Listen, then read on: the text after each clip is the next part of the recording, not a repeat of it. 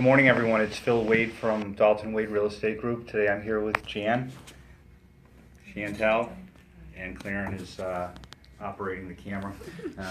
So today we're going to talk about, we talked last week about 10 little things to sort of improve your personal brand. Today we're going to talk about 10 more things. They're really not about your personal brand, but they're just about being actually a better real estate professional. A lot of these come up during the week for me, questions from the teammates in terms of, what does this exactly mean? So typically if somebody has a question, then, there may be some confusion or lack of clarity. So let's get right into it. So basically the first one is the effective date of the contract. So kind of what came up on that is that the contract was completed, but then one of the addendums kind of got done later. So what's the effective date? So the effective date is the date that all material terms are agreed to. So that would basically be the contract date. And again, if you think about it, just from always try to be conservative in terms of kind of your thinking. So again, the conservative way would be because the contract was signed first, so that's the effective date, and then you had your 10 days for the inspection or 15 days, whatever it is, but everything kind of driven off of that as opposed to when that last piece of paperwork came in. So the conservative is the first date, and again, when the contract is signed, even if there's one addendum not there, that's the date to go off of. So just FYI on that. Another question came up on the loan commitment date. There was a little bit of confusion around exactly what the loan commitment is, and this can be a little bit of a tricky one. So the loan commitment is if your client's getting financed, that's the date they're actually need to have their loan by, as best as possible the lender can ever tell you. And again, so that date typically is date that you've specified in the contract, 30 days, 45 days after the effective date, kind of goes back to the effect, or 7 days before closing. But what is the commitment letter? The commitment letter, so that's the commitment date, then there's the commitment letter. So the commitment letter is a letter that your buyer gets from their lender that basically says, unless the world ends, you have your loan. And there may be a couple of conditions. So you want to make sure, even though, they got the commitment letter, Phil, everything's good. No. You want to read that commitment letter. For instance, if the appraisal's not back, that could be a problem, right? The property might come back and then the property might not appraise out. They might not be able to get the loan. Or they haven't gotten, their tax transcripts haven't come in. So the lender's still waiting on that, and maybe they're slow, and again, may kind of delay the closing date. So you want to look and read the commitment letter to see if there's any conditions. Conditions, typically there might be, the person still has to be employed. Certainly that's, hopefully not an issue. But a clean commitment letter is better than one that has exceptions. If you have questions on the exceptions and how it might affect them getting their financing, either talk to me or talk to their lender. But again, the goal is that they have that, they know they're getting the loan. So read the commitment letter before you sort of let that date go by. Get it from the lender. Ask questions around that. The next one is the the home inspection. You're working with a buyer. Do you need to be there as the buyer's agent? Yes, you need to be there. You need to be there because that's part of our job. You need to be there to make sure you know what's going on in terms of the inspection. Sometimes looking at the report, you can get a much different flavor as to what happened than if you're actually there. If you can't be there, then call me. If you work at Dalton Wade, call me. If you work somewhere else, don't call your broker. But if you do, call me, and I'll go. We'll have someone be there. We're a team, and that's how we operate. So we're always willing to kind of chip in and help. So be there. Does your buyer need to be there? It is much more preferable if they're there. They should want to be there. Sometimes you might have an out-of-state or out-of-town buyer, or your buyer just can't make it. Again, that's fine, but then they're relying a little bit more on you in terms of, what the issues are.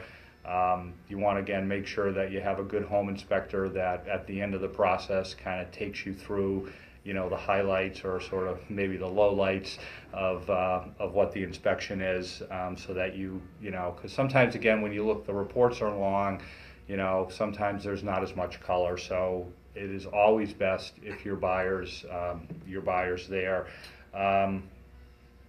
Next on to, kind of securing, these topics are a little all over the place, but securing the home after showing. This one came up because I actually went on did a showing with a buyer earlier in the week, and the doors are open, the place isn't locked up. My buyers got there a few minutes before me. They're already in the house. So, and the key was in the lockbox. So the last agent through never locked up the property. So, I know when you're, sometimes and I know we've probably all had that situation happen where we've walked in or the back door's open, or, it just doesn't look like whoever was there last secured the property. So I know when you're out there and you're a rock star like Jan and you're showing a lot of homes, and you're kind of going through them all the time, it's sometimes easy to kind of forget. But, what I do, I leave the key in the door. That way when I leave, I know to lock it. I make sure my buyer's out, and I just kind of do one last sort of check to make sure all the doors are, all the doors are locked. If the lights are on, I leave them on. If the lights are off, I've probably turned some lights on to make the home look a little better. Shut off the lights and leave. It's not that hard, but it's worth sort of mentioning because, again, you never know, something bad could happen potentially, and that wouldn't be good. The next one, doing an open house. We all loved open houses at Dalton Wade, and but you do need to keep your eye on the kids. This is a story that that happened to me. It was when I was up north. It was an open house I was conducting, and it was I don't know, I think like a $750,000 listing, and the woman had some, very nice artwork, and then she had a matching candy bowl, ceramic, with like ceramic Reese's and M&Ms and Hershey Kisses that matched all her artwork, and then I took my eye off this little 7-year-old, and he was trying to eat the ceramic candy, and basically ruined this lady's piece of art. $700 later, guess who had to pay the $700? It's just, if there's any damage, it always kind of comes back to you. And then what are you going to do? Say, oh, I'm not going to,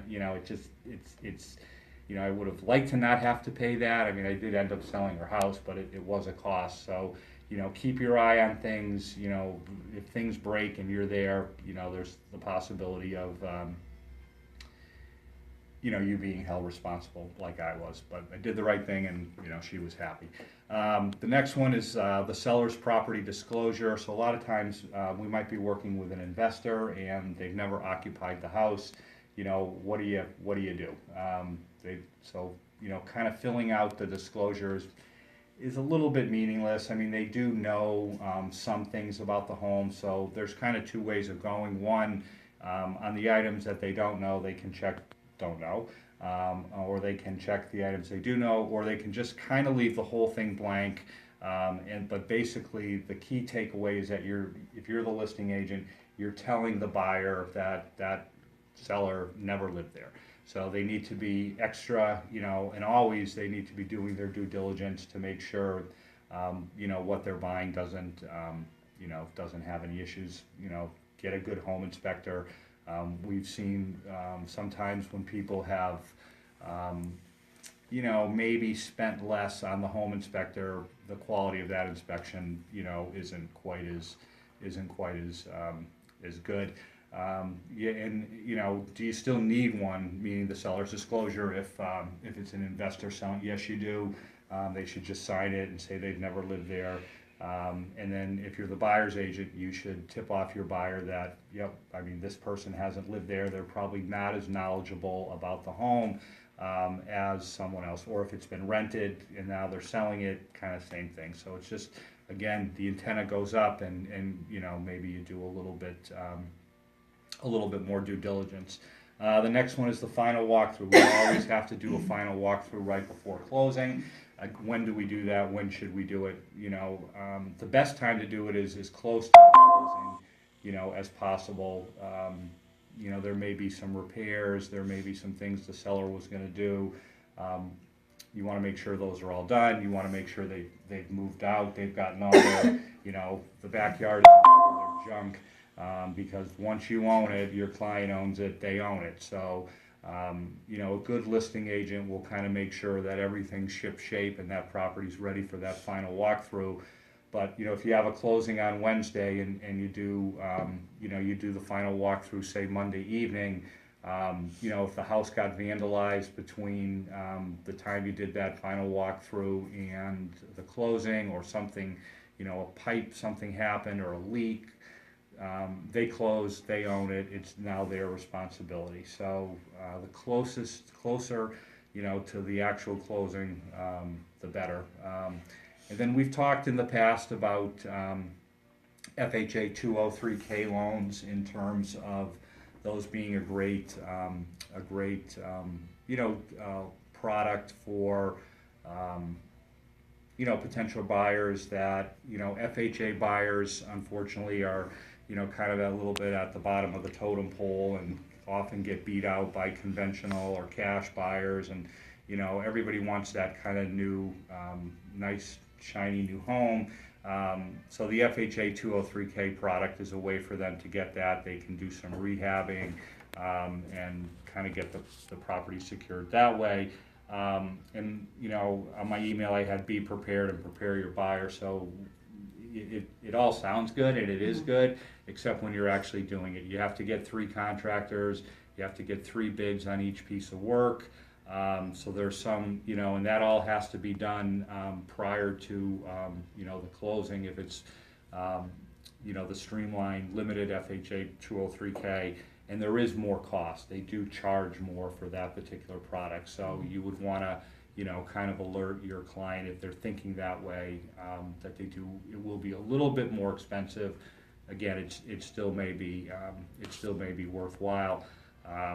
But, you know, talk to the lender, find out, you know, because again, people hate surprises. You hate to recommend something and then, you know, they start on that road and then come to find out, you know, the closing costs are a lot higher, and, you know, it can be problematic. So again, as long as people are prepared up front, usually it sails smoothly, but it's, again, those surprises. And then I didn't put this on the list, but I did just get an email from a lender, and I'll be kind of forwarding it on to everybody. Her company, which is Guaranteed Rate, has a new product where they'll do a conventional loan with 1% down and a 680 credit score. So have you heard that? Or yeah, my lender does that. Right. As well. So it's, and so does Quicken. Right. So it's, yeah, I was gonna say I've heard. Yeah, it's probably something that. So, you know, again, for folks with a little bit less cash, or, you know, if they want to kind of keep their cash and, you know, rates are so low. So just FYI on that for your clients. So any questions? Anybody in Periscope land with any questions? Just a bunch of hearts. Just a bunch of hearts. We like the hearts. Alrighty, we'll wrap it up, and thanks for tuning in. If anybody has any questions, happy to chat offline, and thanks for watching.